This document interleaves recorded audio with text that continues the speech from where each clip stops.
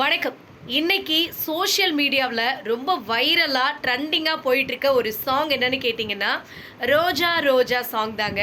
அப்பப்பா 100 தடவைக்கு மேலே பார்த்தவங்க கூட நிறைய பேர் இருக்கலாம்.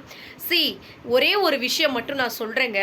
26 வருஷம் கழித்து பாடகர் சத்யன் இன்னைக்கு ட்ரெண்டிங் ஆகி எல்லாருக்கும் தெரிகிறாருங்க. ஆனால் அதுக்கு நடுவில் அவருக்கு ஏற்பட்ட கஷ்டங்கள் நிறையவே இருந்துச்சு அப்படின்னு ஒரு இன்டர்வியூவில் நம்ம பார்த்துருப்போம்.